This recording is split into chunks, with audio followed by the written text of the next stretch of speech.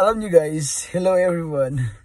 Maraming nagsasabi sa akin na panay sabi ako ng laban sa buhay.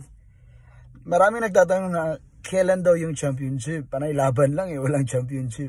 Alam mo guys, pag champion ka sa buhay, malalaman mo, yung mga dati mo na mga relatives, yung mga dati na mga kakilala mo na hindi pumapansin sa'yo, bigla na lang pumapansin sa'yo, yung mga relatives mo, bigla na lang friend request sa'yo kasi nasa Canada o ibang bansa ka or matagumpay ka na sa buhay mo, yun, champion ka na dun. At saka, yung mga tao na nagsasabi sa'yo na hindi mo kakayanin, wala kang kapasidad para makuha yung gusto mo sa buhay mo.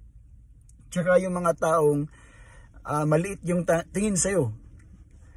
Kato sila, masabi mo na champion ka sa imong kinabuhi. Pag mag-PM lang to sila og mangutang sa imo. Kaya guys, panalo ka na talaga.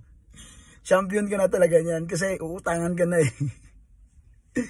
Kaya pag marami ng tao na nangungutang sa iyo, ibig sabihin matagumpay ka na kasi inuutangan ka na eh.